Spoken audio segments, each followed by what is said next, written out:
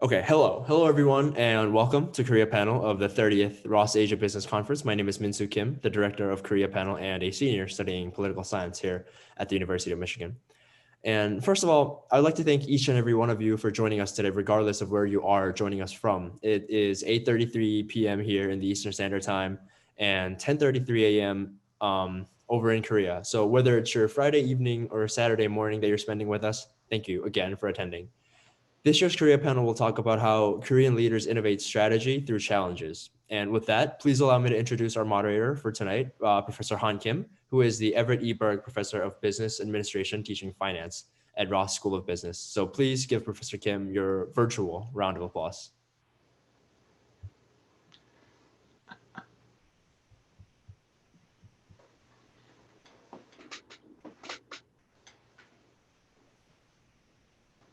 Thank you. Take it away.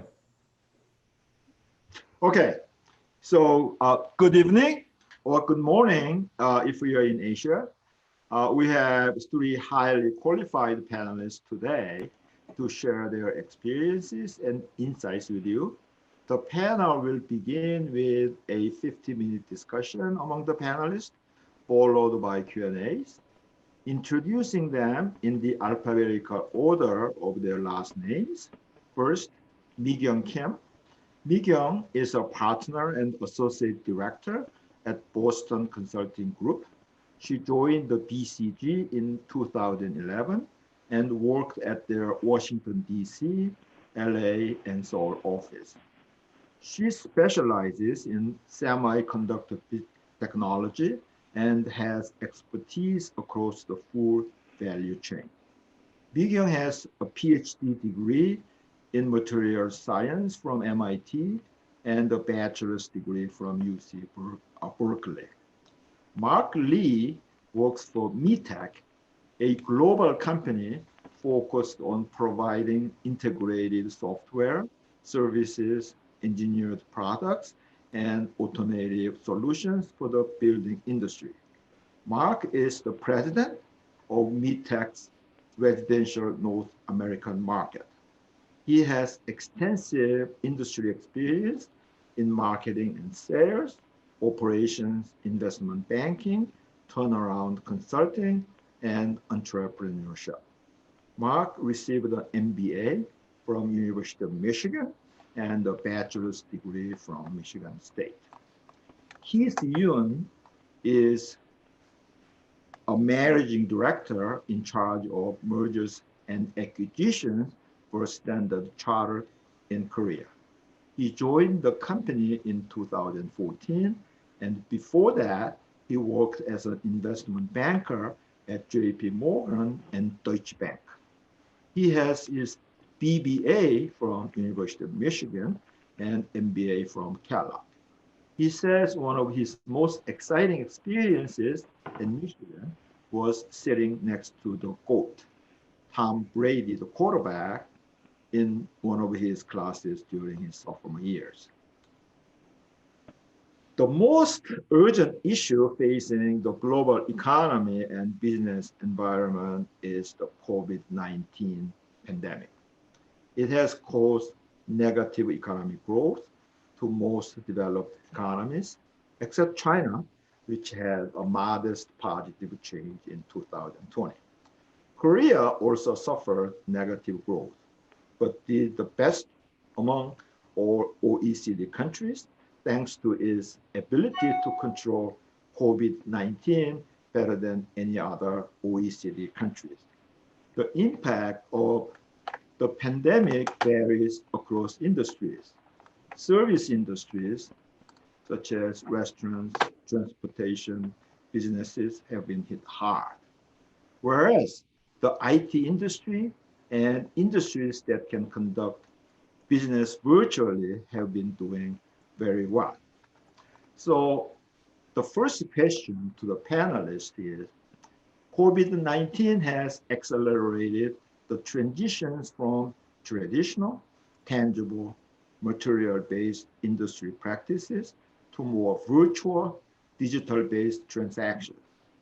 Would you please share examples of recent business decisions that reflect the COVID-19 induced changes in your industries? Any one of you, Mark or Mi-kyung or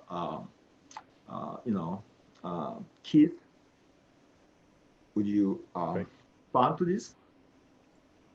I can jump in since you said my name first, and so maybe we'll just go in that order. Sure. And first and foremost, I'm very honored to be a part of this panel with Keith and Mi-kyung. Thank you, Dr. Kim, for moderating today. And just to be able to reach out, I see we've got several people on the call. Hopefully this can be more of a dialogue than any type of a presentation. Just so everyone knows, the questions have been asked to us before the meeting, so we had some time to prepare. It's interesting what you said, Dr. Kim, about the impact of COVID to specific verticals.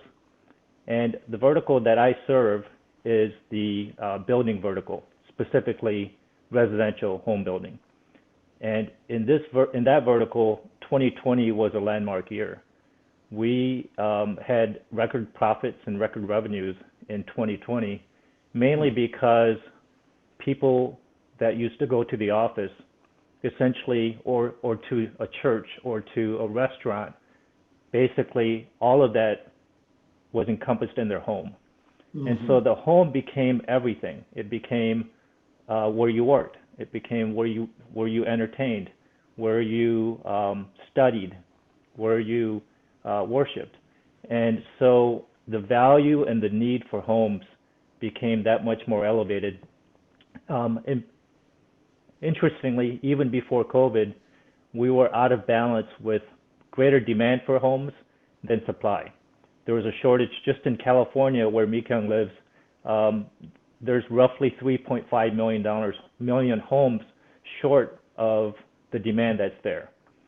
Even with everybody leaving Silicon Valley, they still need homes. And so we had great demand. We had to be able to pivot to a more remote workforce and still yet be able to fill the supply chain. And so first and foremost for us last year was really around safety. Immediately we jumped in as a leadership team and created policies whereby our people that needed to excuse themselves could do that without fear, and so that they wouldn't spread the disease. And I will tell you that we've been very successful with that. MITEC has around the world close to 7,000 associates, and we have not experienced any severe disease throughout the world. And of course we've had some cases, but no severe diseases. So safety was number one.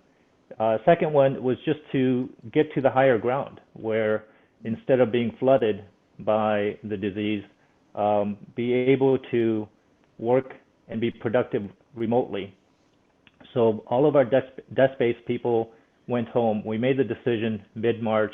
Within a week, we had technology in everyone's home. About 40% of our workforce actually started to work from home. We learned how to use this thing called Teams.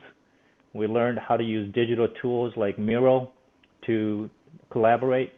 We learned how to do a lot more things remotely and with digital means.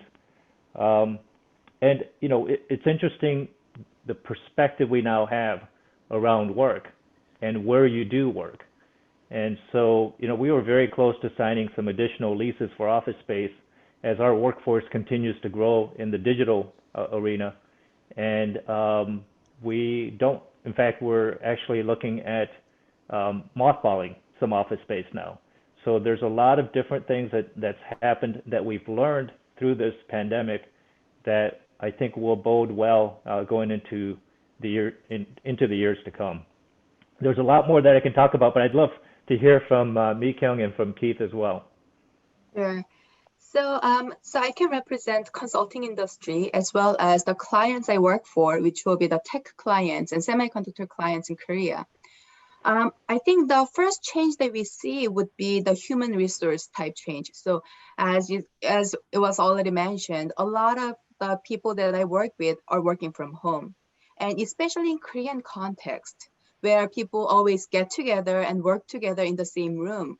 Working on one's own is not really common. So we had to go through some changes in terms of how to work with each other, being a lot more structured in planning when to work and when to talk to each other. And also I see there are changes being made in evaluation system now. So it's been about half a year that people are working remotely with each other. How to evaluate and how to perform, that has changed a little. And then we see there should be a lot more systematic way of evaluating remote working people. So, first change was from HR, and I see the changes are, moving into new products, new way of working, and I do see those change will be permanent in the future. So I do see a lot of changes happening. I do expect more changes will come.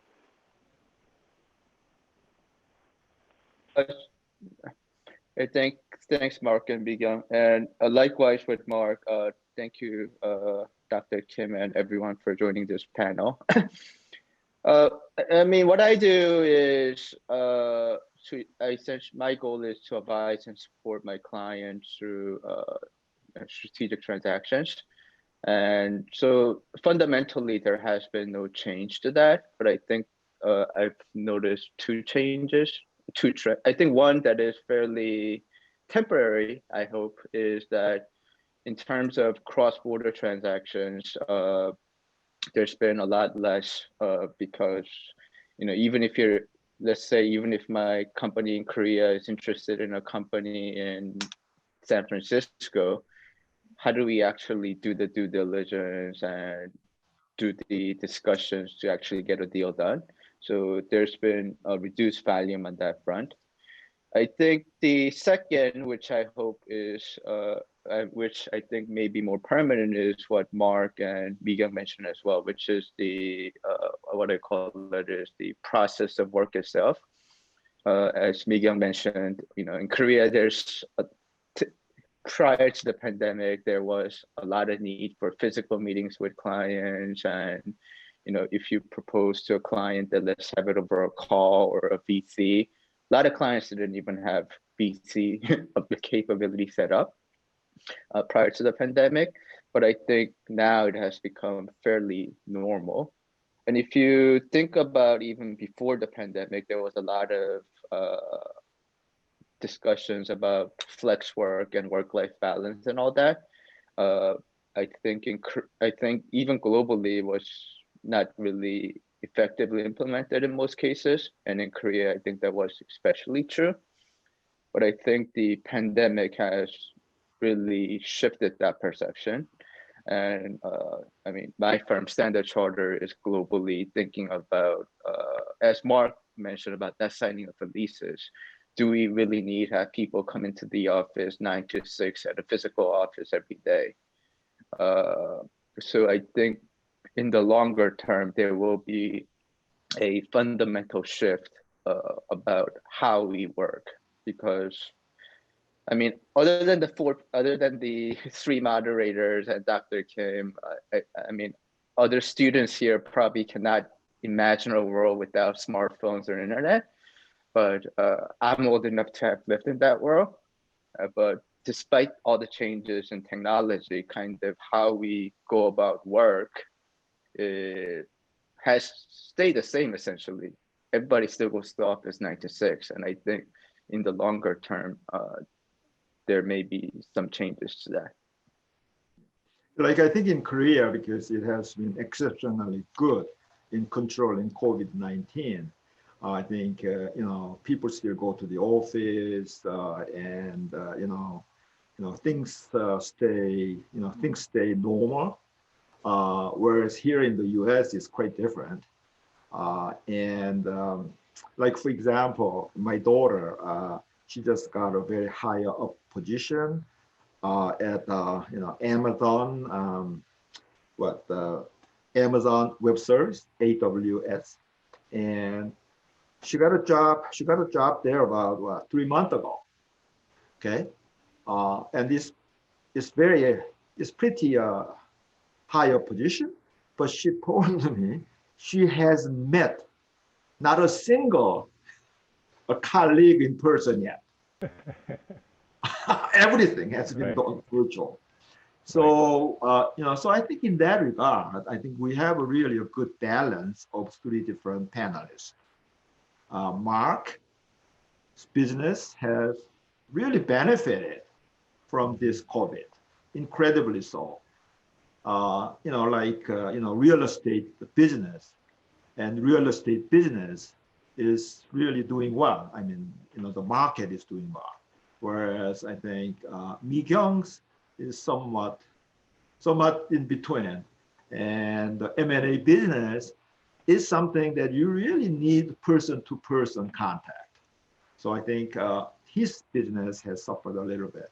So I think in that sense, we have a very good balance, very good, diverse perspective, which leads to the second question about how have the COVID-19 induced changes impacted your corporate and business strategies?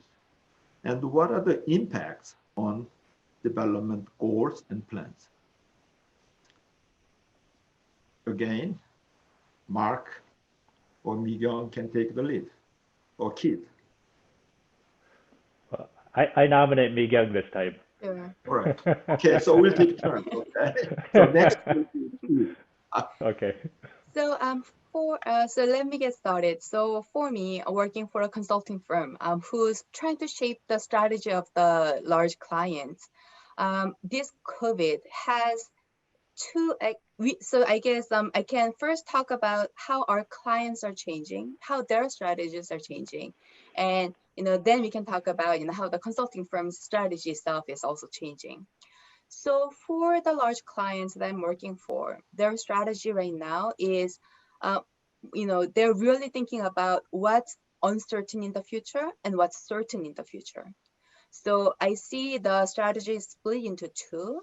They want to make sure that they want to have a fundamental fundamental footage in the areas where they know will be sure in the next couple of years. So they are doubling down on the basics and the greatest strength they have. And at the same time, they are building up this team that will look for the future, that will really look for the uncertainty in the future, because there are so many different scenarios that's happening. So they're looking for future opportunities, and they're trying to respond to the opportunities as well as challenges. So I see these two-track strategies for the large firms that's happening. And as a strategic consulting firm as BCG, I mean, our strategy is responding to our clients' changing strategy. So we are also kind of having smaller teams, more of the task force that looks for the future scenarios. So we want to feed into our clients what could happen in the future. So we are looking into what will be the scenarios, what will be the triggers that will tell us which way the future is going to. So, we became a lot more futuristic in a sense, because this is the time that a lot of changes will happen. So those are the changes that we are seeing. All right. I think I largely echo what Mi-kyung said. I think for me, I think just three things that I think we're seeing specifically within my company, as well as with the clients that I work with. I mean, I think one is the pandemic essentially making it essential for companies to adopt technology. For instance, like this, VC and remote working was available prior to the pandemic, but a lot of companies didn't implement it. But now it has been broadly implemented. I think the second issue we're seeing with a lot of companies is the companies' supply chains have gotten very complex over the years with globalization. And I've had clients where at the onset of the pandemic, they've had issues with their suppliers in China. And then after China settled, they had issues with other parts of the supply chain.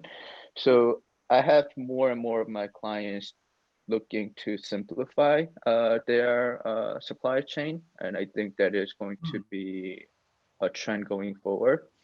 And I think the third issue is very much what Mi-kyung mentioned, which is I think more and more companies are thinking about contingency planning or prepare against the so-called black swan events, which this pandemic, everyone says is unprecedented. But just to give the students here a perspective on quote unquote black swan events, I graduated in '99. Brady graduated in 2000.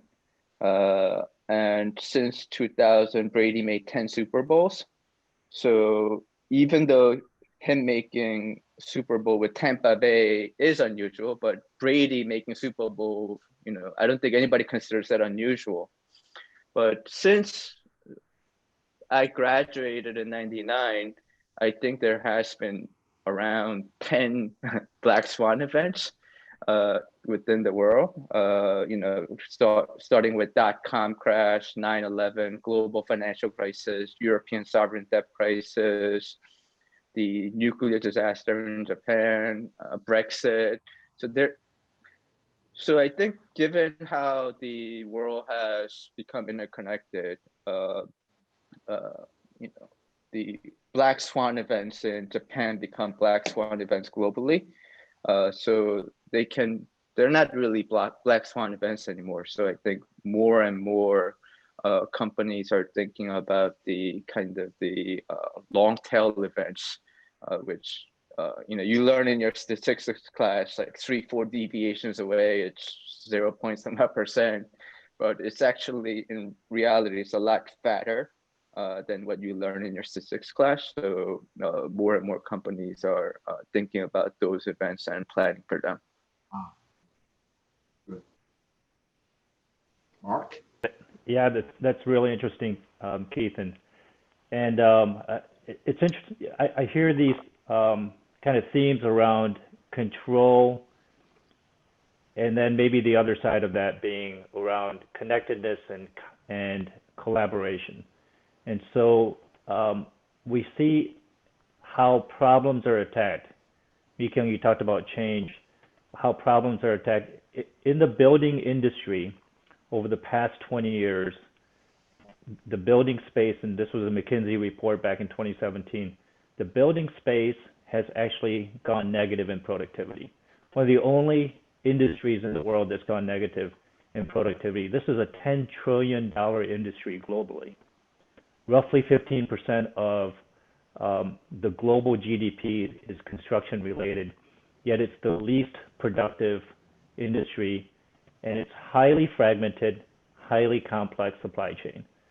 And so with this great demand and supply not being able to maintain or keep up with that great demand, there is this tremendous need for change.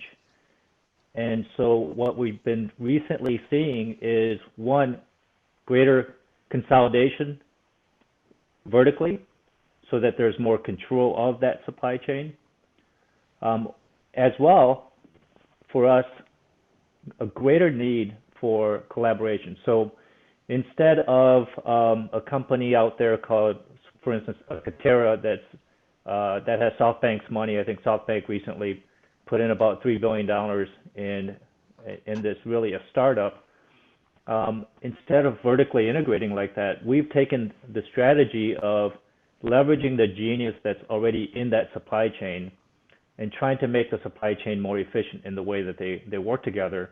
And Mitek has invested heavily into platform technologies that are built around software. It has AI in it. We also have engineering services to support the need to be able to digitize more. And so we have roughly 1,700 engineers in Vietnam that's doing the work of digitizing around the world the whole building process. And so if you think about what happened during COVID, you still needed to build and sell homes, even though they couldn't come in and see them. Now, whoever would buy a house, which is maybe their largest investment in their lifetime and something that they treasure, who would do that without seeing it. Well, believe it or not, it's happening. And it's happening because of the tools that we've been able to develop that renders it so that you're literally walking through a home virtually. And then that whole process of buying it, closing on it, doing a walkthrough, we've been able to sell more homes virtually than we ever thought we would. So this whole connectivity, digital platform is definitely an area of investment for us and an area of strategy whereby we're focusing on what's really critical and creating that blue ocean strategy. For MyTech, which is owned by Berkshire Hathaway, when it was acquired in 2001 by Berkshire Hathaway, we all of a sudden had the largest ATM in the world. And so we could go into that ATM at any time of the day and pull out capital to make acquisitions. And we thought, you know what, we're going to do that. We're going to use Berkshire's money and we're going to go buy companies. And in 10 years, we bought 50 companies. But here's the thing, we didn't have a strategy around the companies we bought. If they were willing to sell it to us at the multiple that Warren Buffett said is okay, then we bought the companies. And we never integrated. Recently, we've done the work of integrating the companies so that we have a greater vision and a mission, and we're pouring into the needs for change in the industry. And we are absolutely seeing that shift in strategy from being a holding company to an operating company, and this greater purpose that the industry has needs around. With all of the resources and capabilities that we have and access to capital, we've been able to see a lot of great success out there. That's very interesting. So your strategy, your acquisition strategy, has been like leave the innovators alone. Yes. Let them do what they can do best. Because a lot of times when the acquisitions fail, is that when the acquirer try to change the acquirees and make a part of their bureaucratic system, taking away their creativity and take away their incentive to excel. And it sounds like a very, very good strategy that you have followed. So like now, I think the answers and the examples that you have provided so far, I think cover about these next three questions I'm going to ask. Okay, so I think there is some overlap there. So my third question that I would like you to provide some perspective on is the fact that some situations call for unique strategies that can make a difference. And you have such experiences, and I would like you to guide through them and share the insights you learned or reaffirmed from experience. I think you have gone through some of this. So if you have any additional, examples that you want to go through, please go ahead. So maybe this time Keith will begin. Yeah. I don't have a unique strategy, but I think my perspective on working with many successful and unsuccessful companies is, I think there are a lot of classes on corporate strategy, like 3Cs, 5 Forces, SWOT, Bee Young and her firm's BCG matrix. And it makes it seem very, very complex science at times. But my experience in working with successful companies is that in hindsight, successful strategy is always very logical and simple. So strategy for me personally, for my team is very simple. I focus on my clients and my team. So I need to have my clients trust me, and I need to have a team that can support my clients. So I think I started prior to Standard Chartered, I was at JP Morgan. And it was a I think in terms of my industry, JP Morgan has much more cachet than Standard Chartered. But I think over the years, we've been able to build a business that can compete with, JP Morgan and Deutsche Bank in Korea, because we've nurtured the relationship with the clients and we've built a team that can support those clients. So so I don't have, unfortunately, I don't have a unique strategy. But it is fairly simple and it has worked for me and my team. Well, your unique strategy to me sounds like flexibility. Yeah, it is fairly customer oriented. Yes, it is. Yeah, so those are the two things that I just constantly think about: my clients and my team. How do I keep the team that I have, and how do I keep and grow the clients that I have? Yeah, and that's what the investment banker is supposed to do. Yep. All right. Okay, Mark, maybe?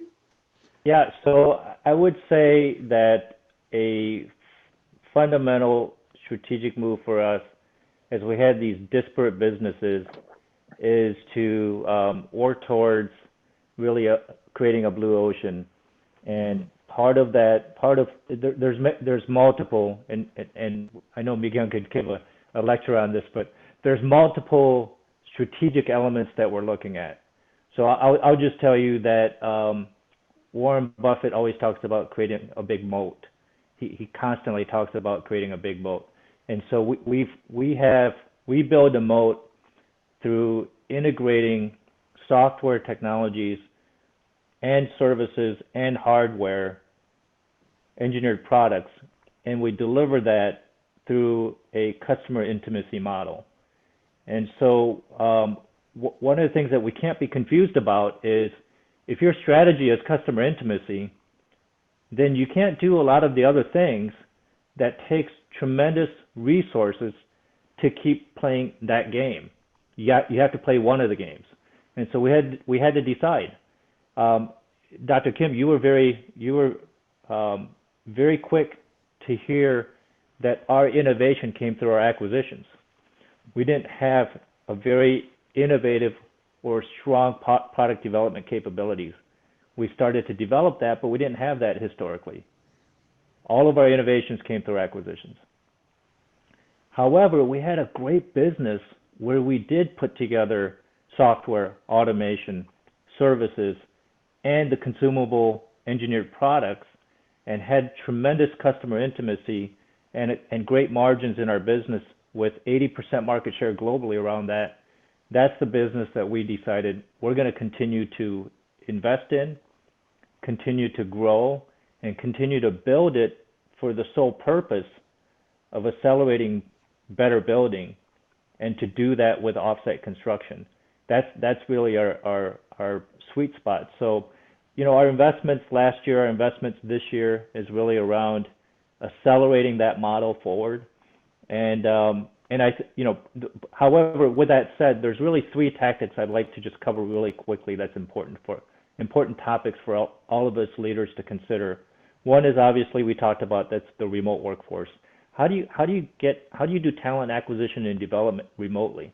How do you build a culture remotely?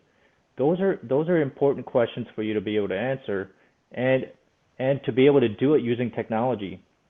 Another one that became hot and heavy middle of the year is around diversity, equity, and inclusion. And so what we've created are council. We have a DEI council. We have regular sensing sessions. We talk about it. We talk about empathy. We talk about how to really create that. And in fact, it's part of our goal process this year, where everyone has to set a DEI goal. And it just starts with talking about it. It starts with starting to bring metrics into it. And for us, it starts with starting much earlier in the talent development process, where it's the secondary education, it's the secondary schools, and more actively involved in HBCU institutions.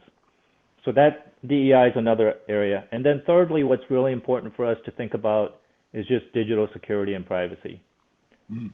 It is strategic because customers want to do business with suppliers and other partners that take data security and privacy seriously.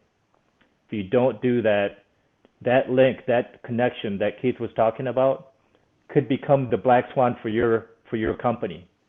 And so you've got to take data and digital security seriously, and that is one of our highest priority elements for last year and for this year. Okay. Mikhail? Sure. So the unique strategy, I'm not sure if it's unique, but the strategy that the Boston consulting firm has been working on would be the cross-section of what Mark talked about, this digitalization, and what Keith talked about, which is, know your client and know your team.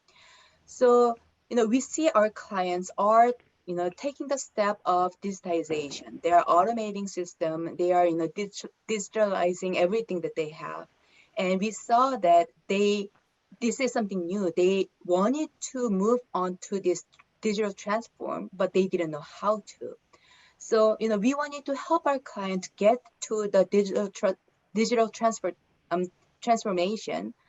And then we looked into ourselves. Can we help them? Being more of the traditional strategy firm, we were like 5-7 years ago, we didn't have the capability to help our clients get there. So we started to build our internal capability of, acquiring some IT firm, hiring a lot more data scientists, people who have knowledge about this software, IT system. So now today, while we are one of the larger consulting firm, we do have the internal capability to help our clients take the step of digital transformation. So that has been our strategy past 5 years, and that has helped our firm grow about double the size in the last 5 years. So, our strategy is look for what clients is looking for, build our internal capability to help them, and then, act on that. That will be our strategy. Okay, great. Mark mentioned the blue ocean a number of times. And I just wonder whether the people in the audience know who is the guy that coined the term blue ocean. He's a Korean guy. Not only he's a Korean guy, when I joined the faculty in 1980, there was this Korean guy with the bush hair, walking like a madman. He was in our PhD program. He was there every day. And I used to work very late at night, and he was always there. And his name is Wee Chan Kim. Okay? And I changed my name from Eun Han Kim to Lee Han Kim. So he changed his name to W Chan Kim from Wee Chan. So, and so I just want you to know that, the guy who became famous by coining the, blue ocean is one of you 40 years ago or 30 years ago. Okay? So the Ross School, well, back then we were not Ross School, we were School of Business Administration. We have a great track record of producing the top people, top CEOs, top managers, and great academics everywhere. So have a pride. Oh no! Thank you for sharing that. I think that's something that next time somebody mentions blue ocean, it's something I can brag about. Right. W. Chan Kim. His full name was Wee Chan Kim. He's at NCR. I don't know whether he's still there or retired. Okay. Now, the next question, I think you touched on this too. Looking forward, how do you think business strategies will change from now on, and how and why? Well, I think this is Mark's turn now, right? Yeah, I think we've covered a lot of that already. And obviously digital, CX, journey mapping is so important. Using a lot more analyticals. Mi-Kyung mentioned data scientists. Last year we added a new function called data scientist, and we named that team Project Nova. And for various, Nova has a lot of different connotations, but we invested in 12 data scientists to look at trends and looking at data. And what does data tell you? Another great book, if you guys ever wanted to read one, but it's a long one, it'll take you a long time to read it, was written by Daniel Kahneman, called Thinking Fast and Thinking Slow. And it's a phenomenal book that talks about System 1 and System 2 thinking. And oftentimes we as leaders rely on our experience. We have a little bit of maybe too much hubris and pride to rely on that, and oftentimes make the wrong decisions when data tells you something different. And so, I think it's going to be a lot more around using data. And, if you think about the digital platforms that we've built that are CRM and ERP systems for the building space, there's a lot of data there. Right. And we've had to be great stewards of that data, and also to make sure that we have our customers' officers sign off on what we're allowed to use that data for. And so we have to be very great stewards of that. But to be able to use that data strategically to continue to add more value to your customers and to the industries you serve is going to have to be a very important part of the strategy going forward. Oh, yes, absolutely. I agree with that. Mi-Kyung? So yeah, as everybody mentioned, we did cover it, over time, but I see, preparing for the uncertainty. So the role of strategy is becoming more important. And, I think Mark mentioned big data, this, changing world, how the world will change, new millennials, those will be always like the hot topics of strategy. And, 3-4 years ago, we talked about how important strategy would be, but it's only this COVID-19 that really emphasized the role of strategy, preparing what will come, being ready when it comes, and then capturing the opportunity. That will be the core role of strategy. So, I do see that companies will focus more on the strategy in the future, not just working on their daily lives of, just making money. So looking for the future, preparing, that will be, that has been the role of strategy before, but that will only be more important in the future. Yeah, I think we touched fairly extensively on this topic before, but I think one thing maybe that I haven't mentioned that I'm seeing with my clients is I think there's greater focus on quote unquote focus.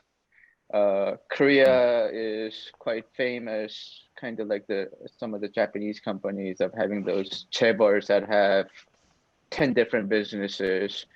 And I think with the pandemic, like, a very large group with, 2 or 3 core businesses may have 1 or 2 retail operations somewhere that's fairly marginal. But now through the pandemic, they see that they need to shut it down. It's bleeding money and so on. As one example, I have a client that's been that has a very large retail operation and a very large logistics business, but they have a small food services business that's bleeding money. And I think, in the past, I think they were like, it's nice to have, we can give it to our, third son to manage and so on. But I think with a lot of the complexity with the pandemic, I think companies will be focusing more on the core. Oh, that sounds good. I think Jabil needs to focus their business to increase their efficiency there. Very good. Now so we have talked about this too, that this COVID-19 has had transformational impacts on how we live and how we conduct business. Now, but whether and how long the effects will last are somewhat unpredictable. How do you see the future of your company and your industry amid these unpredictable changes? Now, I think it's Mi-kyung's turn, right? Yeah. So, going through, as I mentioned before, we are looking into scenarios. And we are not, but one thing that we found out or we really thought about is scenarios could be anything. Right. We are looking for triggers. So, it could go up, the industry economy could go up, it could go down. It's not just talking about what will happen if it goes up and what will happen if it goes down. What's more important is what will move it up. So what are some signs that we could see that the path that's happening in the future? So we are looking into the end state, but we're also looking for the milestones, what needs to happen. So having this systematic, more of the kind of like chessboard of this happens, it goes to the next, what's the next path going forward. So looking for triggers would be something that we are really focusing on, and we see that other companies are also looking for that areas. Keith? Keith? Yeah, I think there's been a lot of changes to the broader financial services industry through technology. There's the online investment and payment systems, mobile banking, and automated trading systems. But in my view, what I do, which on the investment banking side, if you categorize it into the front end, which is i.e. how customer interacts with us, and the back end, which is how do we go about the work of to support our clients. On the front end, there hasn't been that many changes, quite frankly. It is still, I think, for lack of a better term, is quite old school. But on the back end, there's been, I think, marginal changes. Just to give an example, one of my first assignments in investment banking was managing a physical data room, where for due diligence, we would have a large room with stacks and stacks of boxes. And my job was to sit there all day and just keep track of what the due diligence people were doing. Nobody does that anymore because that's been all virtualized. And there are other examples of like that, where things on the quote unquote back end of actually executing a transaction have become more efficient through technology. And I think that will continue to happen. But on the front end, it's hard for me to predict any fundamental changes. I think there will be one day. I really do think there will be one day on the front end. But I think at least my hope is that while I'm doing this job, it doesn't change. Well, you don't have the choice. Okay, Mark. Yeah, there's so many really trends that we're all. I think no matter what industry you're in, and certainly it's magnified in the construction industry. Right now, I've mentioned this before, the tremendous demand for housing and shelter, especially, safe, healthy, sustainable, eco-friendly, that won't change for the long haul. In fact, recent data that we looked at, we need to build the same amount of square footage as the city of New York every week for the next 30 years. Interestingly, we're like, well, where are we going to build that? Well, it's not in the developed countries. It's in the developing countries. Right. And the developing countries, they don't have the infrastructure we have. They don't have the technology we have. They don't have the trained personnel to be able to build that much that quickly. And so you look at that trend and you say, well, how do you meet that need? You know, how do you meet that need that's growing in the developing countries, in the continent of Africa, for instance? And, you know, we have to think differently. We have to be able to think differently than the industrialized nations that we currently serve and that we currently profit from. And so, you know, for us, from leadership all the way down through the whole organization at Mitek, it's really about getting to the heart, because what we do ultimately is serve the community. And I want to share this quote with you because it really hits me. It's from a book called Change Your World, and we've been talking about change a lot today. You know, Keith and Mi-Kyung have been talking about change, and this is a quote from Augustine of Hippo, who said, "Hope has two beautiful daughters. Their names are anger and courage. Anger at the way things are, and courage to see that they do not remain as they are." And I think it's interesting when you talk about, you know, could this thing last, right? Could anything last? And I think that if we have that hope, every day you can see something that needs to be changed and be angry about it. And then you can have that courage to do something about it. And for us at Mitek, we're angry that there's homeless people. We're angry that people that want to afford a house can't afford a house. We're angry about that. And we also are exercising courage to do something. And it's not always for profit. And I will tell you, it's not always for profit that we want to do something. Obviously, you know, we are in a capitalist society, and we do need to make a profit. And Warren Buffett likes the dividend checks that we send up to Berkshire Hathaway. However, we have a greater purpose that we need to serve. And Dr. Kim, that never goes away. Just beautiful, just beautiful. I love it. Now let's get a little bit more personal. So I think we are kind of running out of time. Actually, I think we ran out of the time. Sorry. So let me combine the last two questions together because they are closely related.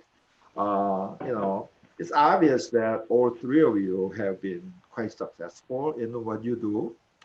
So to give light to shed some light to our audience, you know, you may want to touch on what are the essential qualities you possess that you think have made you successful.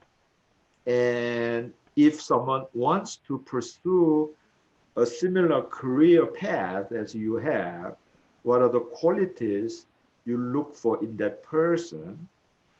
And okay, let me just stop there. And then I think I will ask the last question separately. Yeah. I think, whose turn is this? Is it Keith's turn? Okay, sure, I'll go. I forgot. Whose turn is it? No, I think it is me. And Mark, thank you for sharing that about the passion for your company. And I think my answer to Dr. Kim's question very closely relates to that. And I think this is true regardless of any sector. I think I've been successful because I like what I do. And, you know, I think there may be people here that are interested in investment banking, and you hear about the crazy 100-hour work weeks and all that. And I no longer have to work that long, but I spent many years doing so. Right. And the reason I was able to do that, and reason why I've been able to do relatively well in my field is that because I like what I do, I'm able to work harder and more effectively. So that makes me better at my job, essentially. And as Mark, I don't think Mark wakes up in the morning and saying, "Hey, I need to work and get my paycheck." I think I need to build a house for the homeless first, which I'm sure has driven him to be successful in what he do. And I think for investment banking, I think many times, and I was one of those people as well. When younger, was I want to get into the field because I have all the student debt, and I'll be in it for 2 years, and get my bonuses, and I'll pay off my student debt, and then I'll find something better. But the reality is that I've received now like 20 somewhat bonuses in my career, but that good feeling goes away after 2 days or 2 weeks, depending on the bonus. What got me through the other 300 plus days is the fact that while it's challenging, I like what I do. Yeah, that's the key. Mark? Great. Thanks, Keith, and thanks for making it personal. I do love hearing other stories, and that's probably it could be one of the elements to be curious, to thirst for learning, and to love others and seek them out. I have this saying with the people that I lead. I say, seek to understand before you seek to be understood. And sometimes if we just skip to be understood, we're so busy talking about ourselves, we never get to learn about the other person. And so, seek to understand first. And, I really have, I'll get a bit personal. I have my parents to thank. My parents were that lost generation when the Korean War broke out in 1950. They were just starting high school. And when the war was done, they were too old to be educated. They never graduated from high school. Yet they were two of the smartest people I've ever known. And they made whatever they could, they did it. So they came to the U.S. for that opportunity. We immigrated a long time ago, back in 1974. And my hunger for learning and my thirst for this other thing that I'll tell you about comes from a really good life lesson. And one day we by the way, Dr. Kim, I grew up in Michigan. I lived near Grand Rapids, Michigan. That's where we immigrated to. And we used to shop at a place called Meijer. We don't have that here in St. Louis, but Meijer's is a fantastic supermarket. And we would go once a week to buy groceries. And my mom would be at the checkout lane, and there's usually some other spoiled brat that's next door in the next aisle that wants all this stuff. When you check out, there's all this toys and stuff. Well, there's always a brat that always wants that. And I still have this memory when my mom was driving us home, she started to weep. She started to cry. And and I'm like, "Why are you crying, Mom?" And she said, I can't give you the things that mom can give to that other boy. We don't have the wealth to do that. But there's two things, Mark, that your dad and I will always give to you. One is education, and two is food. You need food to survive, and you need education to thrive. Mm-hmm. And so my love is really for learning, and then I have a huge love for food. And, those are the two things that my parents provided for me. And I'll tell you what, love for food is a great thing because it's a great way to build relationships. You watch any K-drama and they're eating food. Yeah. Right? You watch an American drama, they don't show them eating food. You watch any K-drama and they're always eating food together and they're relating. So I believe that love for food has helped me to relate more to people, and it's helped me with my career. And then, lastly for me, it's just having a servant's heart, to serve others. And we have a saying at MyTech, and these are the three traits we look for when we hire people. this answers your next question. Three traits we look for. We look for humility first. We look for hunger. They're hungry to do something. And then lastly is they're really good with people. They're smart in the way that they work with other people. Those are the three things we look for. And I think if you possess those three things, you will be successful in no matter what industry that you serve in. Beautiful. Miguel? Yep. So for me, so what I believe I tried was, so two things. So one, more of my personal traits, I don't get stressed out too much. So when things pile up, instead of getting stressed out, I just, prioritize, start from what's most important and then go down. And then, if even if I cannot get to the bottom of the things, I don't get stressed out too much. I just did what I could. I tried what's the most important things, and then that's it. That's the best I could do. So, not being able to stress out too much, being in the consulting industry where things always pile up, we're always working under stress, that really helped me not to give up in the middle. So that was more of my, I guess I also need to thank my mom and dad for growing me like that.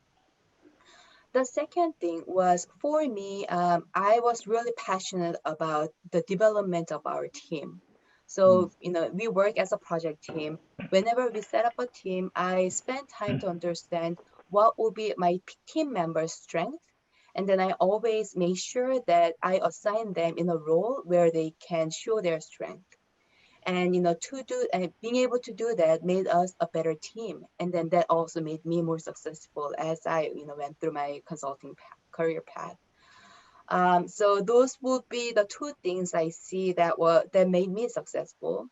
But one thing that I wanted to add is, especially because we work as a team, we usually call ourselves as Avengers, because everybody's so different. So, I'm more of the mommy type where I take care of the people. We always need to have somebody who's more of a very strong leader who has all this charisma, who would fight with our clients for, something that's better.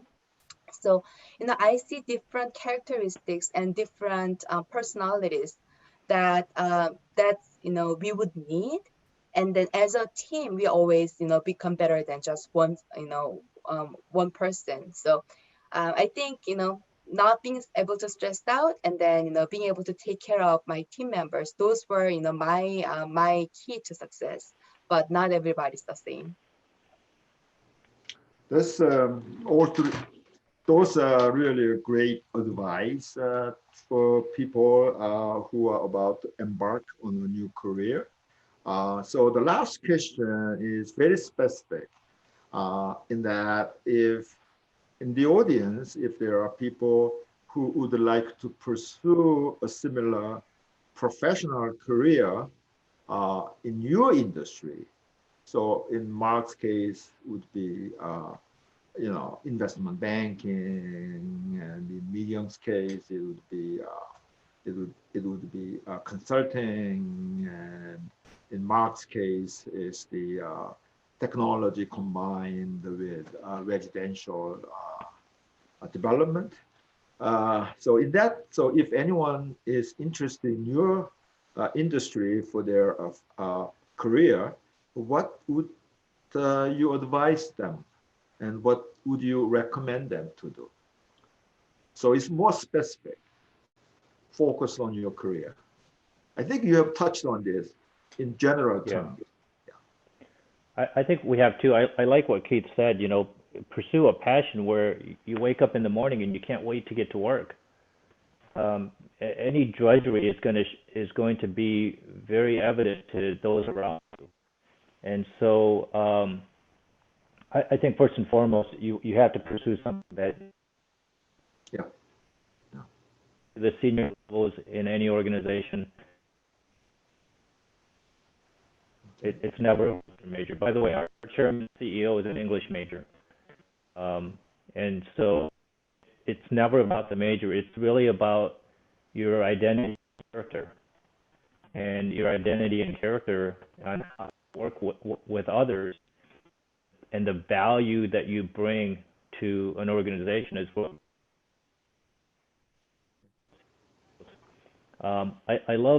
Recently I went to a seminar by a leading leadership author, and one of the things that he said regarding traits of a leader that I had never appreciated was that leaders see more. Like they see things that others don't see. And I think one of the things that you want to be able to train yourself is to be able to see more. And you sit in any room and you look at the person that they all look to, and usually that person that probably speaks at the very end after listening to everybody else, you to all the others in that room. And I think it's, being able to train yourself to be able to lead by seeing more.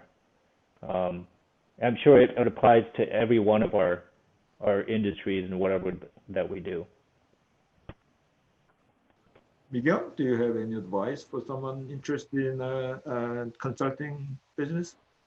Sure. So I think first one is I would ask people to really understand what consulting or business consulting is about. So I see most of the people who join the company already know what to expect, but there are a few people who don't really know what the daily lives will be like, what their career path will be like. So because consulting industry is very small, more of a niche industry, where we have a very intense lifestyle, where we work really hard, but the benefits are also really good. So really understanding, what would be the pros and cons of getting into consulting would be before you really, apply for the job. That will be very important. Also, I think consulting industry being flexible is something that's also very important because we always have to look for what's our client's interest. How do we serve them the best? How do we create value for our client? So, looking for, really understanding somebody else's needs and then being able to respond to that. Having the passion of making changes for other people, making changes for for our clients, that will be something that's very important. Kit, any advice for people interested in investment banking or financial industry in general? Yeah, and I think this applies to consulting as well. I think investment banking and consulting are fairly traditional. I think there are well set up recruiting processes within Michigan. Broadly, I think two things. One is if you guys are interested in investment banking, you need to do your research if you want to get in. There were a lot of resources even when I was getting in, but I think there's infinitely more resources available online or through your business school network to have you learn everything about what comes up in an interview, about the industry, lifestyle, all that. Quite frankly, I don't think there's any excuse for you to not know everything about either the consulting or the investment banking when you enter your interview room. I think second is that with the various information available, you should network as much as possible.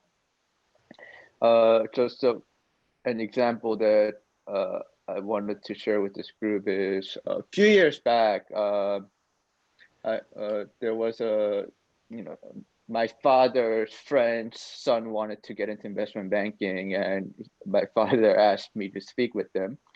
And I received his resume, and he was going to a school that I had never heard of, that was far down the ranking versus Ross School of Business. It wasn't a school that if Mi-kyung or I looked at it, quite frankly, we would have just said no. It would have gotten second consideration. But him being a son of a friend of my father, I did connect with him, exchanged some emails, and spoke to him on the phone for like an hour and so on. And he did that with probably tens of, like close to 100 people, I'm guessing, within the investment banking field. And he ended up getting a job at one of the top 5 investment banking houses. And I think not networking and not doing your research regarding your the field these days, I think is inexcusable. And I know you guys have a lot of schoolwork and football games and basketball games and a lot of things to do at school, but there will be people who do that, who will be competing against you. Well, thank you so much. I think it was so illuminating and you're so insightful. And I hope everybody have took down some notes about the insights that they have shared with you this evening. I have been a really bad time manager. I think we overran about what? This is 9:43, so I think I ran over about 20 minutes, but then I just couldn't stop it because I think all the discussions were so good. So now I think Min Soo will take over and ask for people for questions. Thank you again. Yeah, Right. Professor Kim. Thank you again for Professor Kim, obviously, for moderating this insightful over an hour of a discussion. Thank you, all the speakers, for providing all those insights to all the attendees. I know most of us are muted, but I can speak for everybody that we have enjoyed thoroughly the discussion and the dialogue that happened. So in place of Professor Kim, I will be facilitating the Q&A session. So if anybody has any questions, please use the raise hand function, and I will call out your name so that you can unmute yourself, and then directly ask any questions that you might have to any of the speakers, or to the entirety of the speakers.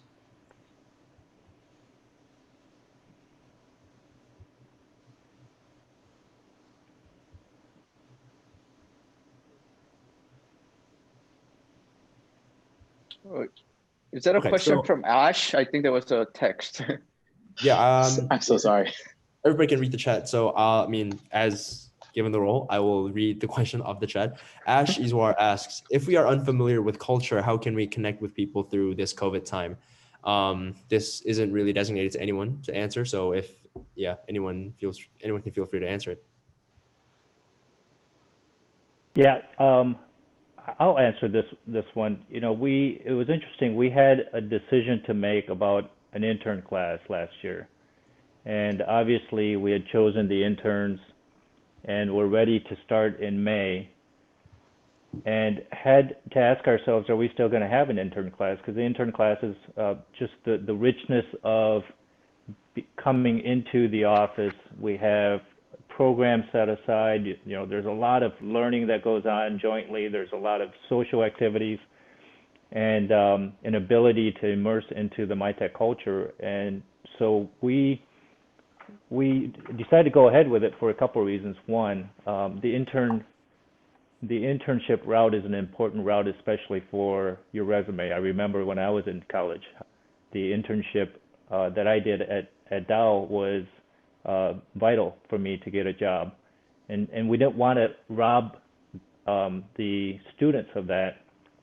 And then we said, well, how do we have interns learn our culture even though they are never going to come into the office? And we had to build extra programs in. And so we had trivia days. We had once a week there was a trivia session. There was social hours that was done through Microsoft Teams. That we had we sent different packages on a weekly basis, and we sent books to read, and we tried to kind of indoctrinate the workforce, the interns, through remote means. And then the leaders really, Ash, really leaned in a bigger way. I personally was involved on a weekly basis with the intern class, and it was important for the leaders of the organization to be able to extend that culture, even though we couldn't be face to face. So yeah, it's a really good question because we struggle with that. We struggle with thinking that we're limited in the way that we can show our culture, but we're not. I think having that courage is part of the culture that you would have anyway, and to be able to pivot and flex during this time is part of the culture. And we're a people first certified company. You probably never heard of that before, but we actually are certified as people first, and our culture is all around. Our first priority is our people. The customers are our second priority. Most companies will say that our customers are top priority. Actually, our customers are second priority, and our people are our first priority. In fact, they're even more important than Warren Buffett. Now, if Warren came to visit, we probably wouldn't say that, but our people are our priority. So, that's just the culture, and that's the reason I joined Mitek. It's because it's a people first company. Mark, you do know Thanks it's for the being question. recorded, right? Oh yeah, I'm sure Warren would probably laugh at the things I say. We would be lucky if we had a chance be to. very proud to hear what. We would also be very lucky if Mr. Buffett had a chance to watch this thing. Yeah, I agree. Thank you, Mr. Lee. Anybody else with any questions? I know a couple of ABC members are also joining in, so you guys can also feel free to ask any questions if you guys have anything. In the meantime, while we wait, Professor Kim, I think there is no worries for you to, in terms of the time management, I think we are perfectly fine since we have removed our, unfortunately had to remove our official networking session. So I think the discussion time is pristine, perfect, not a problem. Okay, so you're telling me I'm free to turn off? Oh, it was great time management. Oh, okay, okay. Great time management. It was perfect.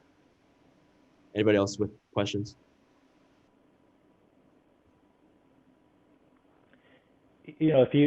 I'd love to tell one more story, and I think it goes to that last question that Professor Kim had. And I want to tell this story because it's a celebration, and it's always good to end in a celebration. We were all recently able to celebrate the first female general manager in Major League Baseball, an Asian woman named Kim Ng. I don't know if you guys read up on that news. Actually, I know Kim pretty well, and that's because Kim's my wife's cousin. They hung out together, and by the way, Kim used to live with us when we lived in Chicago. And so what's really cool about Kim, and I love telling Kim's story. In fact, I'm going to ask her to come speak at one of our conferences. Her story is pretty inspirational. And it's that passion piece that Keith and I were talking about. So when Kim graduated from University of Chicago with her undergrad in public policy, which is, if you go to University of Chicago for an undergrad, you're public policy pretty much. It's basically a high school. It's 2,000 students. And she graduated, and while she was at University of Chicago, she played softball. And she was voted Female Athlete of the Year she graduated, which, for playing second baseman on their softball team, essentially a high school team. And so she graduated, and she loved sports. And so University of Chicago is on the south side of Chicago. She drove to Comiskey Park, where the White Sox were playing, and basically knocked on the door and said, "Hi, my name is Kim Ng. I just graduated from University of Chicago. I would love to work here. I'd love to intern for you, and I would do that for free."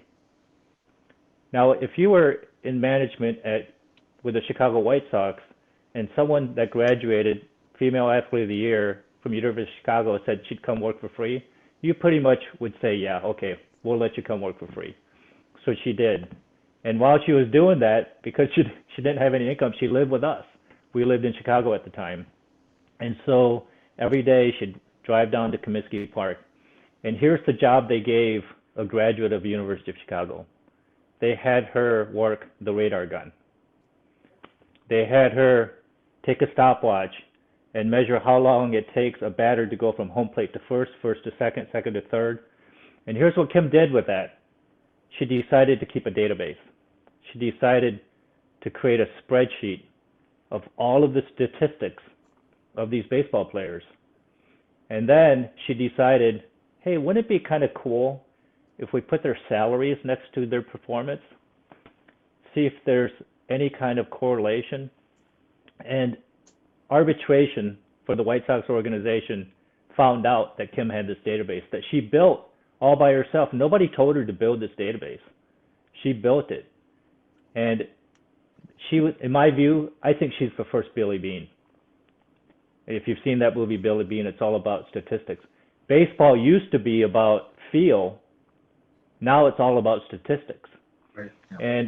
And so this whole passion that I'm talking about, if you get out of college and say, I want to start making, $200,000, $300,000, $400,000, and that's your motivation, I don't know if that's going to be that rewarding. Keith talked about it. You'll get a big bonus check, but is it rewarding? Now, Kim, who started working for free, just made history this year. And I think that's the moral of that story is pursue your passion and do well in that passion. And there is no limit. You will break barriers that used to be there. She broke through a glass ceiling that existed throughout all of history.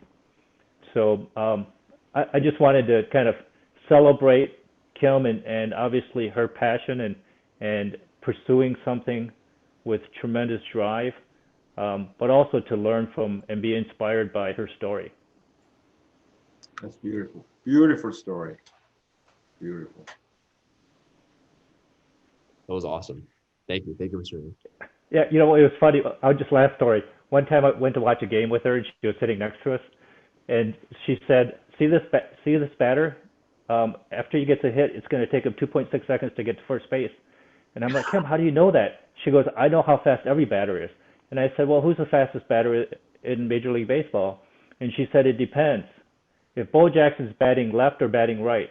If he bats left, he's about 0.1 second faster than if he bats right." I'm like, Kim, you are a goddess. I mean, she knew all the statistics. Yeah, it's pretty cool. Deserves to be in her position right now. More than Right. deserves to be. That was awesome. We are now 5 minutes away from officially being over with Korea Panel. So if anyone, again, has any questions, drop it in the chat or raise your hand, or basically just, if you're that eager, ask to unmute yourself and I will do it. In the meantime, so just so that we don't really, drag you guys behind our time, if all the speakers would like, you can leave your contact information in the chat so that if you want to, have a chance to connect with some of the ABC members or even some of the attendees that possibly go to University of Michigan or anywhere in our community, please drop that in the chat as well. It's totally up to you guys to decide if you want to do it or not. So, yep, throwing it out there. And I think Ash is raising hand. Go ahead. I don't know. I think it seems like someone's raising their hand. At least it's Yeah, sorry. I just had a follow-up question. I guess this is a little bit off of what Mark had said.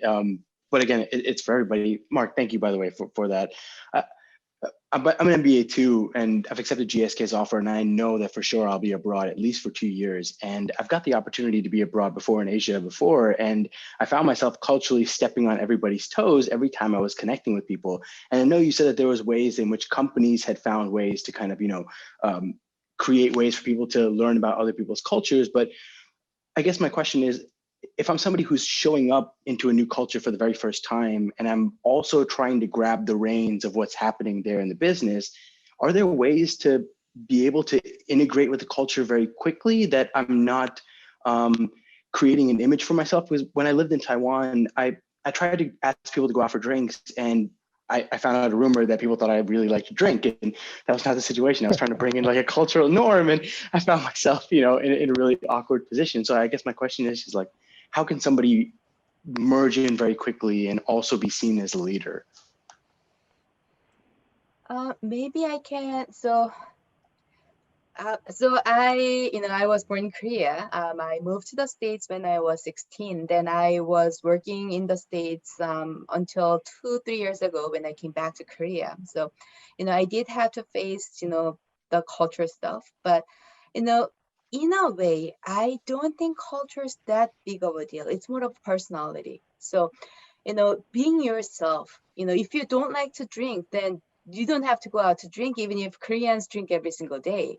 Being true to yourself, because people will know if you are, you're just doing it or you're really being sincere. So, I do think your personality and your true quality comes before culture. So, and then, no matter what culture you go to, you'll always find people who love you. You will always find people who, are not as great fit to you. So, yeah, so don't be too afraid, and again, especially if you go to other countries, people will know that you're not familiar with the culture. So you will, in a way, have some room to, not, being as polite as somebody who was grown up in the future, in the culture, and the people will know. So, don't be too afraid, you'll do well.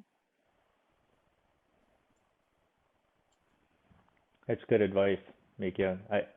I was thinking the exact same thing, Ash. Number one, great question, and I love how you're just so focused on culture. Both your questions were around culture, and so it's real. I know where your heart is. I love Mikyoung's answer because we talk about this in our leadership team all the time. Are you reacting to something that's happening to you? Are you responding based on your identity? Are you responding based on your character, or does your character sway left and right based on how others treat you? And I think it's important for us, even as companies, to respond in a way that is true to our identity. There's just integrity in that, and I think integrity is a great currency anywhere anywhere in the world, and I think that it's a great currency for any culture. So being true to yourself, I would say, is a great advice from Mikyoung. May I suggest something additional to that question? Because I have gone through real shock when I came to the U.S. half a century ago.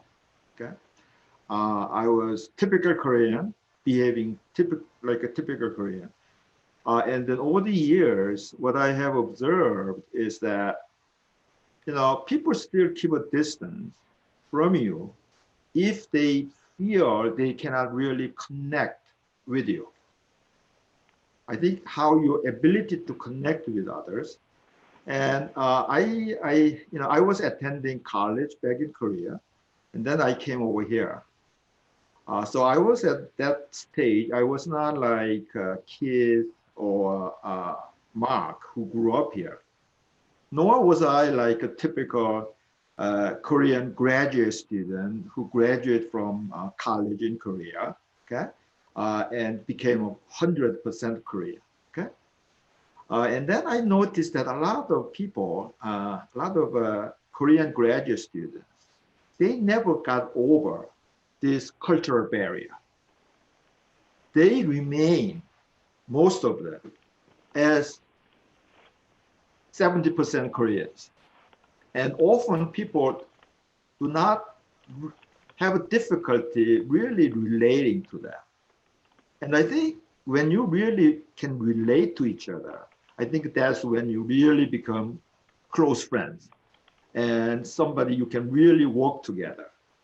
And I think the first thing I did when I came here was I observed what others do. From cafeteria, or when we went to the bar, okay, I was a typical non-expressionist Korean, okay? But then all my Jewish roommates, they were going to the bar and they were acting crazy. So what do I do? Do I stay like a typical Korean? No, then I cannot make any friends.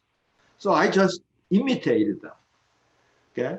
And when they do things, the crazy things that I would not dare to mention here, I did what they do, okay? I did what they did, okay? So kind of to mix in. And then at first you feel kind of strange doing that, but it becomes a part of you. And then you really build a relationship with them. And I have benefited that a lot from that, okay? I mean, and I think, I think that have helped me, because doing well even in academia, it's not just your ability to teach or just do research. There is more to it than that. I was editor of journal, and I was, I did all this other stuff. And all of that came from my ability to connect. I mean, of course, I had to produce, research output, and I had to be decent in teaching, okay? But this interpersonal relationship is very important, and you have to be related to it. Then I tell you one more thing. So I became really, this semi-American, okay? Then about 20 years back, I started to go back to Korea. I got invited by the Korean government to go to the Blue House, give the advice to the president of Korea and that sort of thing. And then that gave me kind of reverse culture shock. I became so Americanized. When I went back, God, I mean, these guys. Okay, so what did I do? I again keep my mouth shut and look at what they do and how they interact. Mm-hmm. And then again, I imitated it. And I think that imitation worked pretty good to get me, various job opportunities, and not a full-time job opportunities, but they gave me a board seat at POSCO and KT and Hana Bank. Okay, all those kinds of things. I could not have gotten it unless I had the ability to go back and forth between these two different cultures. Because if you really act like an American in Korea, people will have this wall between you and them. And they would have never invited me to be on the board of directors of POSCO or on the board of directors of KT or Hana Bank. Okay, they are all NYSE listed firms. So that's my, of course, I think what Mi-kyung said is true. You got to stay to yourself. You got to be true to yourself. That's the key thing. So the fundamental, the core has to be there, but you have to dress it up and connect it to people. I'm sorry, I'm not supposed to be a one of them, but I just You're teaching again. You're always teaching. Am I? Yeah. No, Hey Ash, the other advice is the one that my dad gave to me. I'd give to you when we first moved here. I didn't even know the alphabet, didn't know the language, and he told me. He said, whenever somebody talks to you, just say yes. So I did. I don't even know what I said yes to even to today, because I didn't understand English. But if someone would come to me and ask me something, and when they're asking because their voice goes up, I would always say yes. And you make more friends by saying yes than no. Awesome. Thank you for all those inputs, Mr. Lee, Professor Kim, and Ms. Kim. Unfortunately, we have reached 10:07 p.m. 7 minutes over, but I'm hoping that was okay, not too big of an issue for anyone. Unfortunately, we would have to close the panel. So if anybody else has any more questions, please feel free to connect to us, ABC, or our speakers who have actually left their email addresses in the chat. So as Mr. Yoon has said, connect away. Just one side note to little comment that I would like to finish on. I'm not a speaker, I'm not a moderator, but because my screen is pinned here, I can confirm you one thing, Ash. As Ms. Kim said, yes, they do drink every day. Those Korean people, I've interned at a Korean company for the summer, and yes, they do drink every day. So be aware, be yourself, adapt, but be aware. Not sure if that was a good enough closing Okay, remarks. don't say yes to that. No, don't say yes to that. You have to think twice. Okay. Yes. So with that, once again, thank you everyone. Thank you speakers. Thank you, moderator, Professor Kim. Thank you, Mr. Yoon, Mr. Lee, Ms. Kim, for joining us for the Korea panel of the 30th Ross Asia Business Conference, our first ever virtual panel and virtual conference. Therefore, thank you everyone for your time. Thank you everyone for all your inputs, insights, and with that, I will officially close Korea panel. Thank you everyone. Thank you. Thank you. Go Great to meet Blue. y'all. Go Blue. Go Blue. Thank you all so much. Go Blue.